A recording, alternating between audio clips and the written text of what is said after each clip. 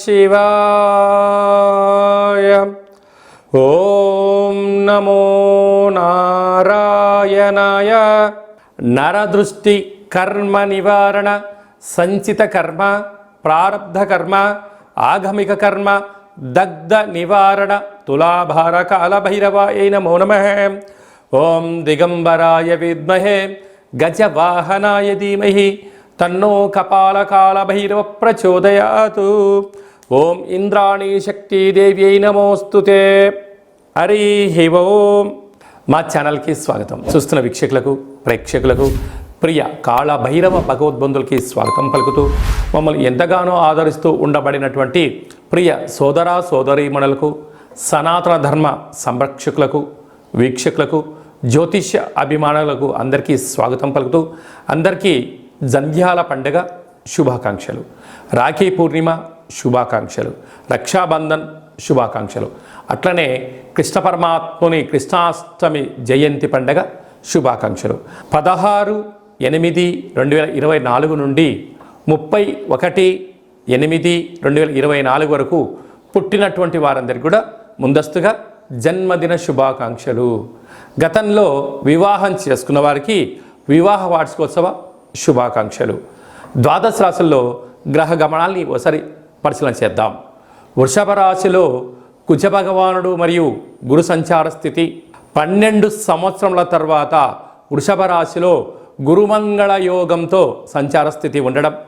సింహరాశిలో 12 సంవత్సరాల తర్వాత రవి స్వక్షేత్రకంగా ఉంటూ బుధ శుక్ర కలయిక త్రిగ్రహ కూటమి సంచార స్థితి. కన్యరాశిలో కేతు సంచార స్థితి. కుంభరాశిలో 30 సంవత్సరముల తర్వాత శని భగవానుడు వక్రగమన సంచార స్థితి. మీనరాశిలో రాహు సంచార స్థితితో ద్వాదశ రాశుల్లో గ్రహ గమనాలు ఈ విధంగా ఉన్నాయి. తులారాశి వారికి అష్టమ స్థానంలో కుజుడు మరియు గురు సంచార స్థితి. గురుమంగళ యోగం జరుగుతున్నప్పుడు ఎలాంటి విధులను పాటించాలో ఈ వీడియోలో సవివరంగా సంపూర్ణంగా తెలుసుకుందాం. తులారాశిలో ఏ నక్షత్రాలు వస్తాయనగా చిత్తా నక్షత్రంలోని 3వ పాదం, 4వ పాదం, స్వాతి నక్షత్రంలోని 4 పాదాలు, విశాఖ నక్షత్రంలోని 1, 2, 3 పాదములు కలిపితే తులారాశి అవ్వడం జరుగుతుంది. చాలామందికి పుట్టినటువంటి కాల సమయంలో డేటా ఆఫ్ బర్త్లో లేనటువంటి కారణం వలన పేరు యొక్క మొదటి అక్షరాన్ని అనుసరిస్తూ రాశిని తెలుసుకునే ప్రయత్నం చేద్దాం. రా, రీ, శ్రీ, రు, రే, రో, తా, తి, తు, తే అక్షరాల వారందరూ కూడా తులారాశి జాతకులే. తులారాశికి అధిపతి శుక్ర భగవానుడు. వీరికి పంచమ స్థానంలో 30 ఏళ్ల తర్వాత శని భగవానుడు కుంభరాశిలో వక్రగమన సంచార స్థితి ఉండడం వలన వివాహమైన దంపతులకు సంతాన యోగము, తల్లిదండ్రుల యొక్క ఆస్తులు, పిల్లల యొక్క చదువులు, పిల్లల యొక్క అభివృద్ధి, విదేశాలకు పంపించాలని మీ కోరిక నెరవేరబోతుంది. కాకపోతే స్వల్పమైన ఆటంకాలు ఉండడం కారణం చేత మీ యొక్క జన్మ నక్షత్రం రోజున మీ యొక్క పూర్ణిమ తిథి యందు, అష్టమి తిథి యందు మీ వ్యక్తిగతమైనటువంటి పనులను వాయిదా వేసుకోవడము ఉత్తమోత్తంగా భావించగలగాలి. 6వ స్థానంలో రాహు సంచార స్థితి ఉండడం వలన రుణ సమస్య, రోగ సమస్య, శత్రు సమస్య, ఆరోగ్య సమస్య పొంచి ఉన్నాయి. సీజనల్గా వచ్చే వ్యాధులు ఇబ్బందిని గురి చేసే పరిస్థితి ఉంటుంది. తస్మాత్ జాగ్రత్త.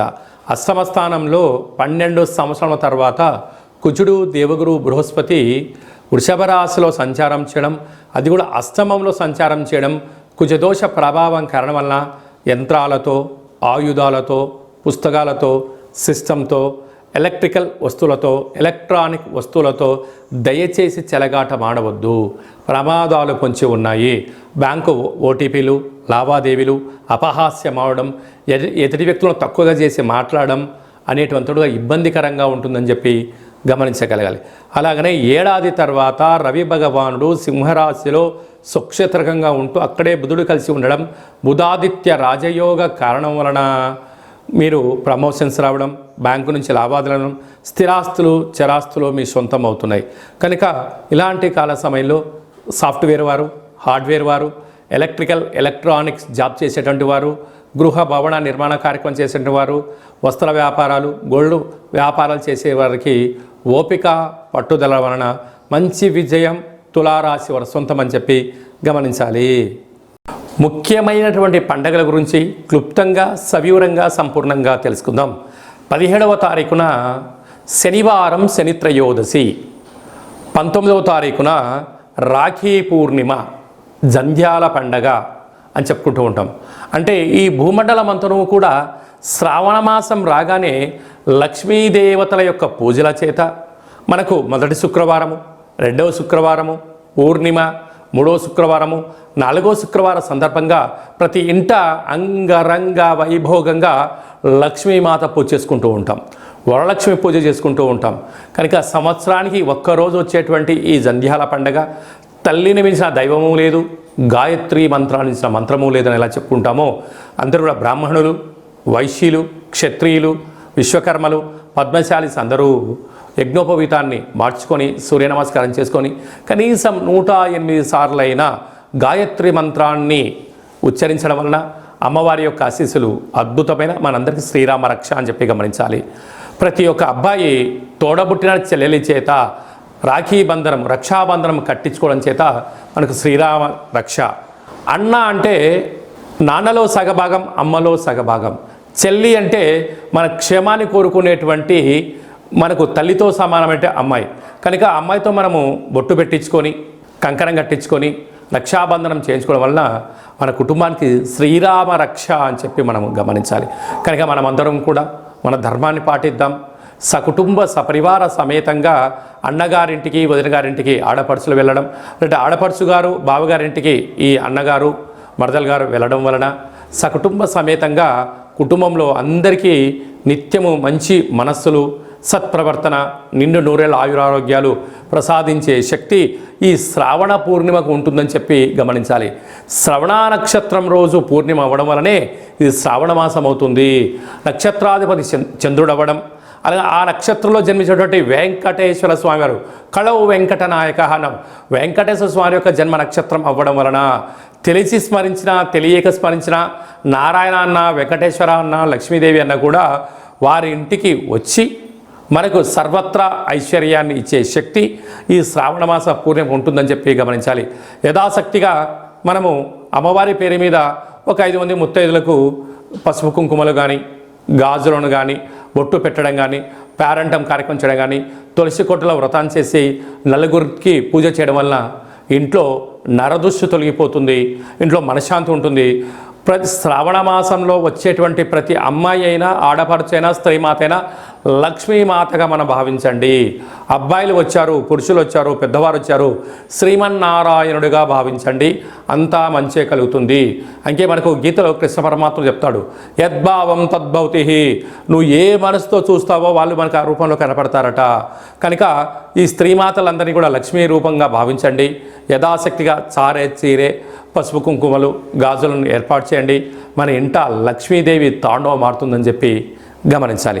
అలాగనే మనకు 26వ తారీఖున శ్రావణమాస బహుళాష్టమి, శ్రీకృష్ణ జన్మాష్టమి, కృష్ణ పరమాత్మను జయించినటువంటి పర్వకాలము. కనుక మనమందరము కూడా ప్రతి ఇంట్లో సింహద్వారం దగ్గర నుండి లేక తులసి కోట దగ్గర నుంచి ఇంట్లోకి ఒక 27 అడుగులు కృష్ణుడి యొక్క పాదాలను వేయండి. కృష్ణ పరమాత్మునికి తులసితో అర్చించండి. స్వామివారి యొక్క ఆశీస్సులు కలుగుతాయి. ఆ రోజు కృష్ణ పరమాత్ముని యొక్క అష్టకాన్ని వినడం, గోకులాష్టమి ఎంత పెద్ద పండుగనో మనం అందరికీ తెలుసు. అలాగా చక్కెర పొంగలని పాయసంతో ఉన్న పదార్థాన్ని నైవేద్యం పెట్టడం, వెన్న ముద్దను ఏర్పాటు చేయడం, మన యొక్క అబ్బాయిలకు కానీ అమ్మాయిలకు కానీ చిన్నపిల్లలకు కృష్ణుడి యొక్క అలంకరణ చేసి దైవం మానుష రూపేణ అంటే చిన్నపిల్లలు దైవంతో సమానం అని చెప్పి మనం గమనిస్తూ ఉంటాం. వాళ్ళకి అలాంటి అలంకరణ చేసి వారికి సంపూర్ణమైన తృప్తికరమైన ఆహారం పెట్టడం వల్ల కృష్ణ పరమాత్ముడే మన ఇంటికి వచ్చాడా అన్నట్టు కళ ఉంటుందని చెప్పి గమనించాలి. కనుక మనమందరం కూడా భగవంతుణ్ణి సేవ చేద్దాం. కష్టాలు రాకుండా ఉండేదానికన్నా ఎంతటి కష్టం వచ్చినా దాన్ని అధిగమించే ధైర్యాన్ని ప్రసాదించమని భగవంతుని కోరుకుందాం. అలాగనే శ్రావణ మాసంలో కపాళకాళ భైరవ స్వామి యొక్క పూజ, స్మరణ, కూష్మాండ దీపము, సౌభాగ్య ముడుపు కట్టడం వలన మనకు అద్భుతమైనటువంటి కాలాన్ని శాసింపజేసే శక్తి కాలభైరవుడికి ఉంటుందని చెప్పి గమనించాలి. కనుక వీలైతే ఇంట్లో చేసుకోండి, కుదరలేదు ఈ కేంద్రమును సంప్రదించినట్లయితే మన యొక్క దేవాలయంలో శుద్ధాష్టమి, బహుళాష్టమి, పూర్ణిమ, అమావాస్య సందర్భంగా కాళభైరవ స్వామి వారికి అభిషేకము, అర్చన, హోమము, కూష్మాండ దీపము, సౌభాగ్య ముడుపు కట్టడం జరుగుతుంది. కనుక మనం అందరము కూడా పూజలో పాల్గొందాం. పూజ కార్యక్రమం అంతా కూడా మీకు వాట్సాప్ కాల్ ద్వారా ప్రత్యక్ష ప్రసారాన్ని కూడా చూపించడం జరుగుతుంది, గమనించగలగాలి. అలాగనే మనకు 31వ తారీఖున శనివారం, శని త్రయోదశి, పుష్యమి నక్షత్రం. 17వ తారీఖున 31వ తారీఖున శనివారం రోజు శని త్రయోదశి సంచారంలో ఉంది. అనగా పుష్యమి నక్షత్రము కర్కాటక రాశి, అష్టమ స్థాన శని సంచార స్థితి. అనురాధ నక్షత్రము వృశ్చిక రాశి, అర్ధాష్టమ శని. ఉత్తరాభాద్ర నక్షత్రము మీనరాశికి ఏలనాటి శని. అంటే ఈ 3 రాసుల వారు, ఈ నక్షత్రాల వారు తప్పకుండా వారు ఎంత బరువు అయితే ఉంటారో అంత బరువు కలిగినటువంటి ఉప్పును తులాభారంగా చేసుకొని ఆ ఉప్పునంతను కూడా నీటిలో పోసి తులాభారం చేసినటువంటి నీటితో, ఉప్పుతో శివుడికి పాశుపత ఆయుష్య రుద్రహోమం చేసుకోవడము అద్భుతమైన యోగము అని చెప్పి గమనించాలి. అలాగనే మనకు వెదరు కర్రలు ఉంటాయి, వెదరు కర్రలను కూడా తులాభారం చేసుకొని హోమంలో వేయడం. అలాగనే మరొక స్వరూపము శని స్వరూపము బొగ్గులు. ఆ బొగ్గులను కూడా తులాభారం చేసుకొని హోమంలో పొయ్యడం వలన, అంటే సమర్పించడం వలన అంటే కష్టాలు దగ్ధమైపోతాయి, మృత్యుదోషాలు తొలగిపోతాయి, అపమృత్యు దోషాలు తొలగిపోతాయని చెప్పి గమనించాలి. అంటే భగవంతుడికి ఆ యొక్క శనైశ్వర స్వామి వారికి తైలాభిషేకం అన్నా, లేదంటే ఆ నూనెను తులాభారం చేసుకొని హోమంలో వేయడం కానీ, దీపాన్ని వెలిగించడం కానీ, ఉప్పును తులాభారం చేసుకొని నీటిలో పోసి శివుడికి రుద్రాభిషేకం చేయడం కానీ, ఆ వెతరు కర్రలతో తులాభారం చేసి హోమంలో వేయడం కానీ, ఈ బొగ్గులను అంటే కష్టకాలంలో ఉన్నప్పుడు ఆ వ్యక్తి పిచ్చోడిలాగా ఇబ్బందిగానే పడుతూ ఉంటాడు. అలాంటి బొగ్గులను తులాభారం చేసి హోమంలో వేయడం వలన కష్టాలకు ఫుల్ స్టాప్ చెప్పి ఐశ్వర్యానికి స్వాగతం పలుకుతారని చెప్పి గమనించాలి. ఒక్క చిన్న విధి విధానాన్ని మీ యొక్క ప్రాంతంలో ఉండబడినటువంటి శివాలయంలో వెళ్ళి ఈ కార్యక్రమాన్ని చేసుకునే ప్రయత్నం చేయండి.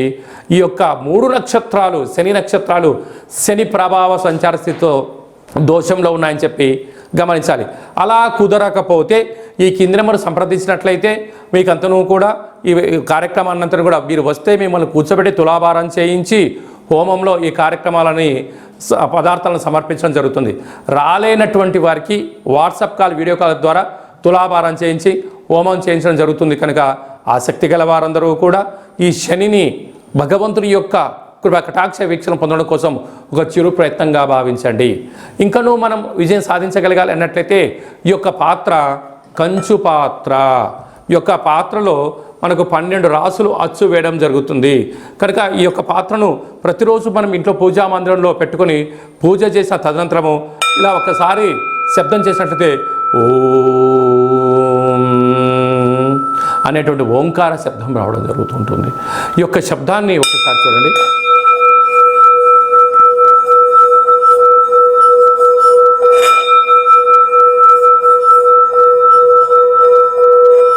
ఈ యొక్క శబ్ద తరంగాల్ని ఇంట్లో అలా ఏర్పాటు చేయడం వల్ల ఇంట్లో ఉండబడినటువంటి నరదృష్టి, తంత్రదోషాలు, తాంత్రిక దోషాలు తొలగిపోయి ఐశ్వర్యం మనకు కలుగుతుందని చెప్పి గమనించాలి.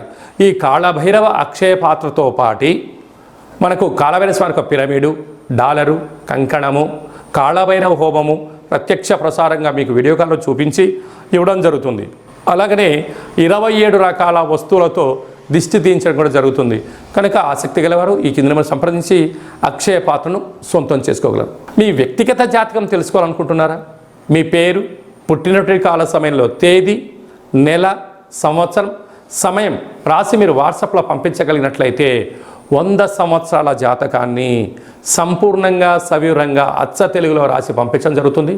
మీరు పుట్టినప్పుడు గ్రహ గమనాలు ఎలా ఉన్నాయి, ప్రస్తుత కాలమాన ప్రకారంగా ఎలా ఉంటున్నాయి, భవిష్యత్తులో ఎలా ఉండబోతున్నాయో సవివరంగా కూడా మీకు తెలియజేయడం జరుగుతుంది. అలాగనే చాలామందికి డేట్ ఆఫ్ బర్త్లు లేనటువంటి వారికి మీ పేరు యొక్క మొదటి అక్షరాన్ని అనుసరిస్తూ ఆ రాశిని తెలియచేస్తూ రాశికి ఉండబడిన గ్రహ గమనాలను తెలియచేస్తూ కాళభైరవ ఉపాసన చేత రమణ శాస్త్రం ద్వారా భూత భవిష్యత్ వర్తమానాన్ని తెలియజేయడం జరుగుతుంది. కనుక ఆసక్తి గలవారు ఈ కింది నెంబర్ని వాట్సాప్ కాల్ ద్వారా కానీ ఆన్లైన్ ద్వారా కానీ ప్రత్యక్ష ప్రసారంగా కానీ సంప్రదించి జ్యోతిష్య వివరాలు తెలుసుకొని జాతకంలో ఉండబడినటువంటి యోగాలను తెలుసుకొని ఆటంకాలను తొలగించుకొని జీవితంలో అద్భుతమైన బంగారు భవిష్యత్తుకు అందరికీ ప్రసాదించాలని మనసారా కోరుకుంటూ ఆశీర్వచనం. అలాగనే మీ అబ్బాయికి కానీ అమ్మాయికి కానీ ఎంత ప్రయత్నం చేసినా వివాహం అవ్వడం లేదా, జాతకంలో ఎలాంటి యోగాలు ఉన్నాయి, జాతకంలో ఎలాంటి ఇబ్బందులు ఉన్నాయో తెలుసుకుందాం. వచ్చేటువంటి జాతకానికి మన అబ్బాయికి మన అమ్మాయి జాతకంలో వారిద్దరి కలిపిన గణాలు గుణాలు పాదాలు ఎలా ఉంటున్నాయో సవివరంగా తెలియచేస్తూ వివాహ తదనంతరం వారికి ఎన్ని యోగాలు ఉన్నాయి, ఎలాంటి సంతాన యోగం ఉంది, ఎలాంటి వ్యాపార యోగాలు ఉన్నాయి కూడా మనం ముందుగానే తెలుసుకునే ప్రయత్నం చేద్దాం. గతంలో వివాహమైన దంపతులు తరచుగా గొడవ పడుతున్నారా? ఎంత చెప్పినా తల్లిదండ్రులు చెప్పినా పిల్లలు వినే పరిస్థితి లేదా? ఏకో నారాయణ అనే పరిస్థితి ఉంటుందా? కనుక భార్యాభర్తలు ఎందుకు అలా అనుకుంటున్నారు? జాతకంలో దోషమా, గ్రహ సంచార స్థితిలో అనుకూలం లేకపోవడమా ఉంటుంది. కనుక వారిద్దరి యొక్క పేర్లను గోత్రనామాలను వారి యొక్క జాతకాలు పంపించినట్లయితే చూసి వాళ్ళిద్దరూ పార్వతీ పరమేశ్వరులు ఎలా కలిసి ఉంటున్నారో అలా కలిసి ఉండే ఆధ్యాత్మికమైన సలహా సూచన ఇవ్వడం జరుగుతుంది. కనుక మనం అందరం కూడా కష్టాలను తొలగించుకుందాం, ఐశ్వర్యానికి స్వాగతం పలుకుదాం. అందరికీ మరొక్కసారి కాళభైరవ స్వామి యొక్క ఆశీస్సులు శుభాకాంక్షలు. అందరికీ శుభం జయం లాభం జరగాలని కోరుకుంటూ ఆశీర్వచనం. ఓం శతమానం భవతి శతాయు పురుష సతేంద్రియ ఆయుష్యేవేంద్రియే ప్రతిష్టతి ధనం ధాన్యం బహుపుత్రలాభం శత సంవత్సరం దీర్ఘమాయు సర్వే జనా సుఖినో భవంతు లోకా సమస్తా సుఖినో భవంతు. సర్వం శ్రీకృష్ణార్పణమస్తు. హరి ఓం. ఈ వీడియో మీకు నచ్చినట్టయితే లైక్ చేయండి, షేర్ చేయండి, మా ఛానల్ని సబ్స్క్రైబ్ చేసుకోండి. అందరికన్నా మీ వ్యక్తిగత జాతకాన్ని మీరు ముందే తెలుసుకోవాలనుకుంటున్నారా? అందరికన్నా విజయ పరంపర మీ ఒక్కరికే కావాలనుకుంటున్నారా? అందరికన్నా ఐశ్వర్యాన్ని ఆనందాన్ని సంపాదించేటువంటి ఆధ్యాత్మిక సలహాలు అందరికన్నా ముందే మీరు వినాలనుకుంటున్నారా? అయితే గంట సింబల్ ప్రెస్ చేయండి, అలానే బటన్ కూడా తెలియచేయండి.